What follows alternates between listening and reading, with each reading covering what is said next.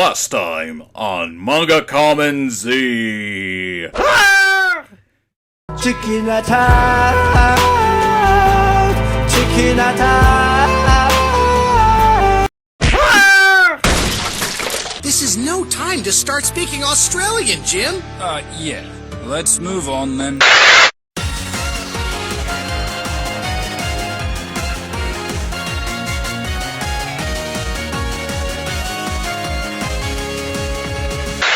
Next up, Alolan Persian. First up, he calls me a fat-shaming fuck for saying that Alolan Persian was fat. I was more referring to it being fat for no reason, rather than hating it because it was fat. Well, it still wasn't in my taste, it was once again a joke. Unlike most people, I actually like Embor's design, and that's a fat Pokemon. You do also mention that Alolan Persian isn't even fat, but if you compare the in-game models of Alolan Persian and regular Persian, its body is chubbier. Really? Cause looking at your screenshot, I'd say Alolan Persian is skinnier. I mean, chalk this up to pose and the fact that, Persian's smaller in here, but you can't really see the upper curve on his stomach and is more indicative of a slimmer physique. I honestly don't see how Alolan Persian is fatter than regular Persian other than its head being rounder. Then we get to me not understanding why Alolan Persian is fat, with him saying that there is a reason being Alolan Meow's pampering. The only guess I could make for why Alolan Persian is fat is because its pampering may have involved being fed a lot, but that hasn't been proven. Besides, Alolan Meow stayed slender despite their pampering, so why does it result in it becoming chubbier when it evolves? As for me saying that Alolan Persian's head looks too exaggerated, he compares it to a caricature, but just because that's what it's supposed to be, or at least according to you, doesn't automatically excuse it for looking bad in my opinion. You know who agrees? Realm. Now, if you're not a fan of that art style, then fine, I won't fault you for that. But at least try to have an understanding of where it came from instead of going, "This makes no sense." Now, I give you he says that you shouldn't go, "Oh, this makes no sense" stuff, but he was explaining about how exaggeration in Pokemon designs, which happens to be a thing in Pokemon, if there wasn't, we wouldn't have half of the mons we have now. Also, when I say its head should be weighing it down, he says that Emboar shouldn't be able to walk with its stubby legs. Emboar's legs aren't that short, and they're certainly wide enough to the point that they could hold up its upper body weight. You said Alolan Persian's head should be weighing it down. That was a retort to that. Thanks for leaving that part out. Getting back to my opinions, for some ungodly reason, this guy takes such offense to me saying, "in my opinion," in the video. I know I say it a lot, but the reason why I say it is because I don't want people to think I'm saying these things as a fact. I do say it's my opinion at the beginning, but with saying things like Alolan Persian's model looks just as bad as in the data mine, which, by the way, I meant from actually seeing its animations in-game, I don't want people to think that I'm factually saying that. So that's why I add, "in my opinion." The amount of times you say it, Metal, and I'm not gonna lie on this, it will get on people's opinions if someone repeats the same bit of information again and again. Just because you have a reason for why doesn't mean it'll work. Hell, you have a series on your channel where people still give you trash talk despite you saying it. Because I actually respect other people's opinions, unlike what you kind of came across as by calling me stupid. Now, if you're not a fan of that art style, then fine, I won't fault you for that. Chicken attack! Chicken attack! At the end of the Alolan Persian section, he criticized me for thinking that they could have made Alolan Persian a sassy panther with the personality of Giovanni's Persian by saying, "What does it have to do with design?" When talking about Giovanni's Persian, I said that's what personality they could have given it, like how Alolan Meowth is shown to be spoiled in its animations. That part wasn't about design, but you don't listen, so who gives? It's not hard to understand where Realm is coming from. You were bringing up a lot about how its design was disappointing. In fact, after talking about Giovanni's personality, you then go on about how Fat Cat instead of giving the impression that you were indeed talking about his design. I'll grant you Realm could have put his interjection in a different place, though, which probably would have made it a lot better. Then he goes on a rant about how design doesn't reflect personality, but it actually can. I mean, Alolan Meowth destroys your whole argument, since its design shows its sassy personality from its facial expression, which is what I thought they could have done with Alolan Persian. But just because personality can reflect on design, that doesn't mean it's always the case for everything. You wanna know what breaks your argument? Me! Skull does! Despite being an undead ghost with fiery hair, dressed in black, and having a ghostly symbol on my butt, that doesn't dictate personality. Most of the time I'm respectable, I'm comical, and rather cheerful. Eerie! It's It's just a theory! Get that clip out of here. Which, when you consider something akin to being dead, doesn't really work with design. I'm not saying you're wrong that you can't incorporate personality into design, since you can, but to say that just because you can, that doesn't automatically prove that you're right and Realm is wrong. Saying giving Alolan Persian the personality of Giovanni's Persian practically means nothing, since guess what? Both are spoiled. They already have the exact same personality in that regard. It's so funny how later on in the video you give me a lecture on character design, yet you don't even know that you can reflect a character's personality in their design. Double standards, don't you think?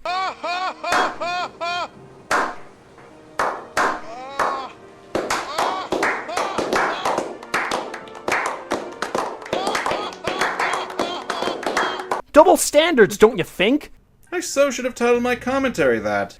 The only other thing he talks about is that in regards to Alolan Persian's beauty, he shows us Pokedex entries, which talk about its coat, in which he says that what it refers to. But the Pokemon website clearly states that the entire Pokemon is considered beautiful, not just the coat, and even then... Wait a minute. What? What's that? And that was just a theory that you made up. Now for Bruxish. He starts off by taking so much offense to my joke of shiny Bruxish looking like an Italian restaurant. I thought that people would at least understand where the Italian part came from, but this is Mr. I don't listen we're talking about here. Then why not just say it was an Italian dish? The reason why I said this is because of the color combination. It has red, white, and green in the color scheme, which are the same colors as the Italian flag. And then it also has yellow, which makes you think of the cheese on a pizza, along with the red being the tomato sauce, and the green possibly being lettuce or green peppers. That's why I thought of an Italian restaurant. Then why not make it something you'd find on an Italian restaurant menu? Also, If you have to explain a joke, there is no joke! I even made this comparison to my sister when she was looking for the Pokedex, and she agreed with me. Besides, it's just a stupid joke anyway, so why are you taking it so seriously? You're saying this looks like this. I don't get it. Like, is this supposed to be an insult? Or are you saying Italian restaurants aren't pretty? Guys, I couldn't make this shit up if I tried. We're only at number 6 of the list, and this is by far the dumbest thing I have ever seen in my time as a commentator. It's even dumber than the time I heard of the term of mainstream student. I don't get the comment here. What the fuck do you even mean by this, Metal Blade? Is this supposed to be a joke? Am I supposed to not understand what you mean? But please, someone, help me restore my faith in humanity. Realm was being overdramatic over a joke he found nonsensical and confusing. Not to mention, your delivery of the joke was rather stale. Stale. Get it? Food-related jokes? Well, it's hardly worth it, but boo! You just slapped it on the screen. Plus, if I recall, you did this. Maybe it's starting to look much better. You vomited at the coloring, and I mean, you had 2 jokes overlapping each other at the same time, which makes it a little confusing wondering if we're to take one seriously or the other not. Then when I say that Bruxish gets outclassed by Gliscopod, he goes back to the stupid world-building excuse. Bruxish has nothing to do with world building, and that still doesn't excuse its lackluster stats.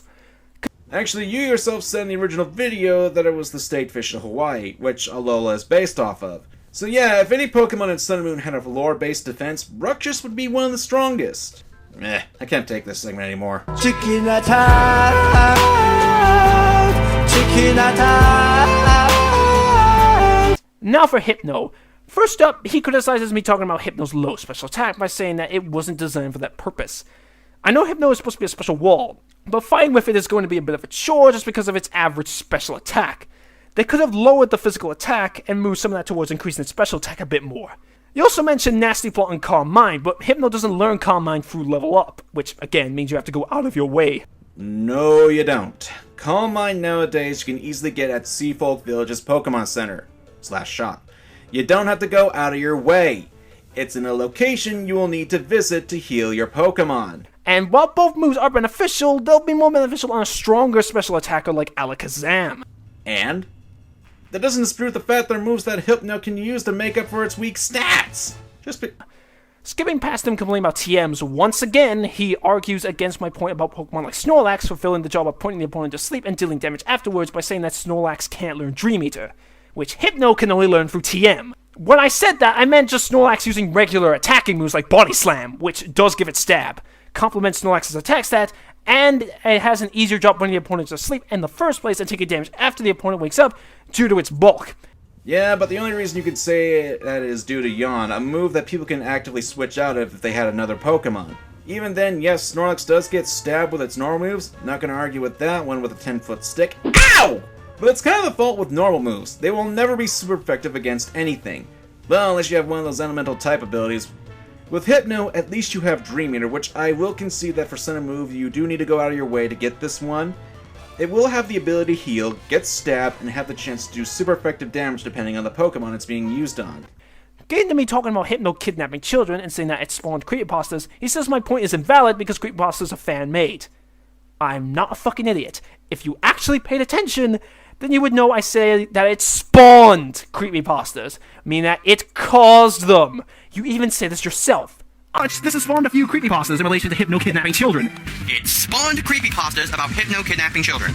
You know, the one creepypasta. I'm sorry, but it's hard to say it spawned when there's only one creepypasta around this, and that being the famous Hypno song. Cherry picking, I know, but I do have more to this segment. For one, can we really call Pokemon pedophiles? I mean, sure, Hypno is designed to look like an old man, but at the end of the day, it's still a kind of Pokemon, which are animals. I mean, the definition of a pedophile is someone who is sexually attracted to children. How do we know Hypno is doing this because it's sexually attracted to kids, or if it's doing this instinctively, but more on that later. Then there's the creepypastas themselves. You know, the things that were spawned by fans and have nothing to do with the character itself. Hell, most creepypastas based on Pokemon tend to over-exaggerate certain aspects of the series just to create a creepy or tense atmosphere. Now, I'm not saying they're bad, I like a lot of them, but actually making that a reason why you dislike Hypno is kind of stupid. And that's not all. In some of Hypno's other Pokédex entries, it says that it forces people to fall asleep and then feasts on their dreams. It's later, so with this in mind, how do we know Hypno doesn't just kidnap children as a means to force them to sleep and then feast on their dreams? In that case, it's not kidnapping them for sexual intentions, but as a means to survive. Creepy old man Pokemon gotta eat too, you know.